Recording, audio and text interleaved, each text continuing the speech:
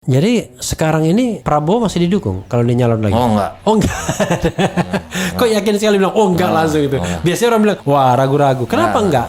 Dia Ya ini kebebasan berpendapat. Kami ya. Dia sudah mengkhianati perjuangan yang disampaikan, yang pernah disampaikan. Jadi kawan kita masuk karena ini kasus pernikahan anaknya. Itu boleh pakai bold tuh ya, nikahkan anak. Ini anak artis, dia datang ke bandara, dia nggak datang. Masa kita mau dukung lagi? Logika saya nggak sehat berarti kalau mendukung.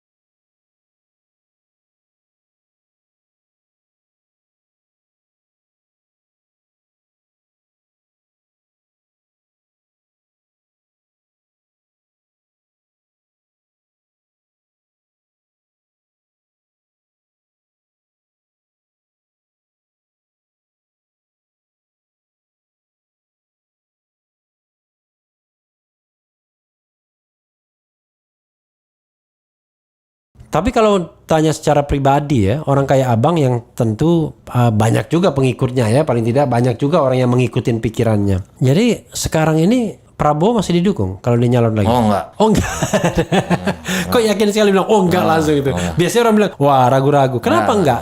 Dia ini kebebasan berpendapat.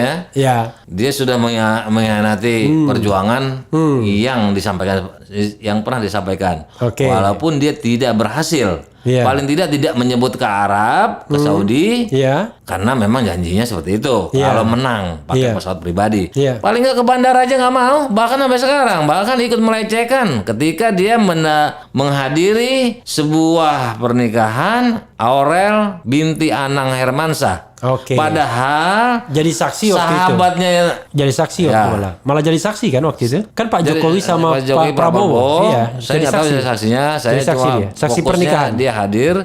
Ada rekan juga menyampaikan. Saya fokus kepada dua orang pejabat itu. Artinya kok tega-teganya melanggar. Ya kan? Apalagi terlebih Pak Prabowo ini. Yang satu terlebih sebagai pejabat presiden. Yang satu kalau nggak dibilang dia pernah mengakui dia adalah sebagai orang yang hormat kepada ulama ya, artinya tentu Habib Rizik karena dia diundang di Ijtima Ulama, dia diundang di 212, bahkan dia pernah berjanji kan gitu akan menjemput. Bandaranya nggak menjemput, bahkan meledek. Oke, kita hapus kata-kata itu gurunya atau imamnya atau orang dihormati. Paling tidak pernah jadi sahabat karena pendukungnya. Tidak menang memang. Kan nggak harus jaminan menang. Mungkin kita tambah justru konstituen dia yang berkurang kan gitu. Pokoknya jadi kalah lah ya. Dia malah seperti mencibir ini kau maaf kau jadi kayak orang Medan ya sama Bang Deddy nggak boleh kan ya? Boleh dong. Iya ya kan.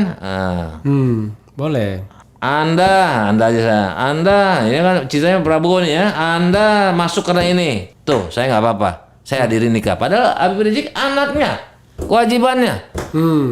Kok bisa-bisa diskresi yang 3 juta tadi ya. Yang menurut perhitungan saya, kebetulan saya di expose waktu itu saya bilang kira-kira 3,5 juta. Karena wartawan nanya.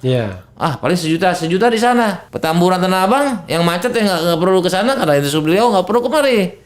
Tunggu aja. Sekitar itu kan penuh macet, Selipi semua. Maka perkiraan saya 3,5 pada saat itu 3,5 juta. Lebih dari kepada Khomeini. Paling tidak meleset perkiraannya Bapak Mahfud MD.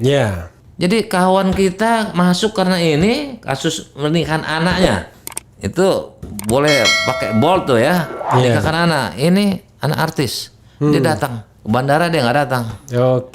Masa kita mau dukung lagi? Logika saya nggak sehat berarti kalau mendukung. Tapi walaupun bagaimana, tentu kuncinya kepada Habib Rizik juga. Jadi kalau Habib Rizik mengatakan dukung ya dukung terpaksa. Ya terpaksa mau nggak mau. Karena samina wa ta'na tadi. Tapi kalau misalnya. Tapi saya rasa nggak mungkin beliau mendukung. Tapi kalau misalnya pakai subjektivitas pribadi. Saya kan nggak subjektif, saya punya alasan tertentu. Walaupun kebetulan saya cocok dengan Habib Rizik mengenai penilaian pakai soal dukung presiden ini. Tadi kan sudah objektif nggak dukung Prabowo ya kan? Nah sekarang kalau subjektif mau dukung siapa? Subjektif. Ya, kan nggak apa-apa. Kita bisa sebut anyone kan, siapapun. Tapi jangan larikan ke masalah hukum lagi. Oh, enggak. Karena belum tentu itu secara hukum ya kita paham Bang ya. Oh iya, kan belum Harus ada sekian dari partai Saya kan gitu. Kan Kita bisa, subjektif ya. iya. Tapi Saya kan ini si bisa aja bilang, Anies. Anies Subjektif. yang mana? Anies Baswedan. Oh, Jangan sampai salah lagi ya kayak tapi ini sudah rahasia. Omnibus Law saya bilang Ombudsman. saya bilang kan tadi ya. Ombudsman. Nah. Jadi ini sudah rahasia publik ya kan? Ini subjektif. Kenapa orang-orang Jangan sangka kanan undang-undang tersuit ya. Iya.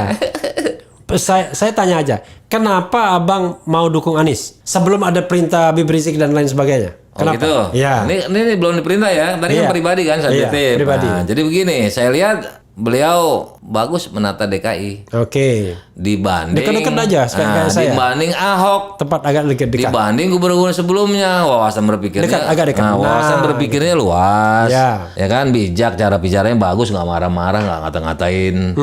Ya kan, maling lu, ya kan? Protes kitab orang. Jangan dia saya aja kita maksudnya ya mungkin dalam hal agama kan kita sama. Iya, Kita aja nggak boleh protes kitab dia, orang lain mau protes. Iya. Tapi itu didukung. Artinya tuh Anies tidak seperti itu, tidak galak-galak, marah-marah nggak karuan, ya kan? Nah, tidak ada unsur terpapar korupsi. Lebih santun dari Ahok. Lebih Ahok dan tidak ada terpapar korupsi. Kalau memang ada terpapar sedikit aja dia cacat pasti hancur dia. Jadi kita percaya, saya subjektif percaya sama Anies. Oke. Dia tidak korup. Kalau Ahok terpapar korup, kita kan bisa bandingkan nih Anies sama masalah Anies dengan Ahok ini kan dekat waktunya kan, bahkan pernah jadi lawan kan gitu kan. Jadi kita ini aja kita contohkan.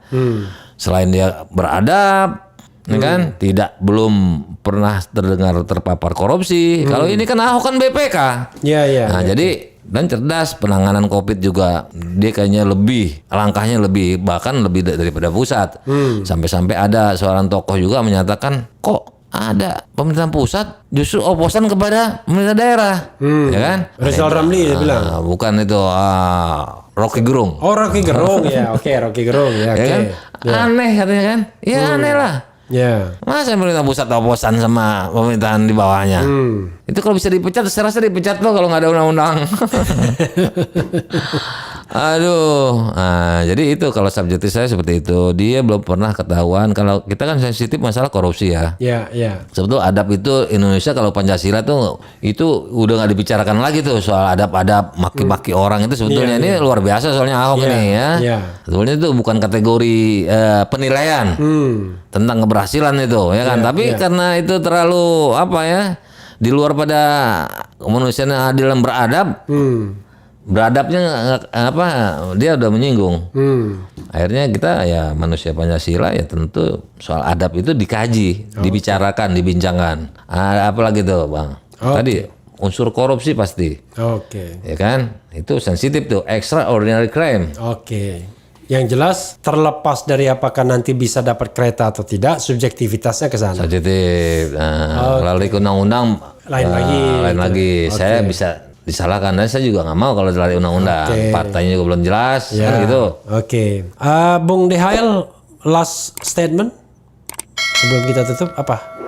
Jadi begini, saya ada last statement. Ke depan sana aja. Last statement saya tadi dari inti pembicaraan ini kalau saya artinya sudah menjawab. Jadi nilai-nilai positif daripada diskusi kita malam ini bahkan masukan-masukan dari Profesor ini ya. Harusnya anggota legislatif ini dengar, buat catatan-catatan, undang enggak tapi coba pendapat-pendapat masyarakat di antaranya ini diskusi malam ini ditampung untuk perbaikan demi bangsa dan negara. Dan tolong Pancasila jangan hanya teriak harga mati, tapi dijaga 5 sila itu dengan baik-baik. Jangan sampai warning daripada MUI tentang Masyuro Kubro itu terlaksana. Yang rugi kita semua. Anggota DPR rugi, saya rugi, Profesor Abang saya Refli Harun, dan semua warga negara lintas sara akan rugi kalau itu terjadi. Tolong 5 sila itu harus sesuai dengan jargon. Jangan dipres jadi 3 sila, Trisila, terus dipres lagi menjadi Eka sila. Itu sama juga tidak sama dengan teriakan atau jargon Pancasila harga mati. Kalau Pancasila harga mati tetap 5. Demikian. Oke.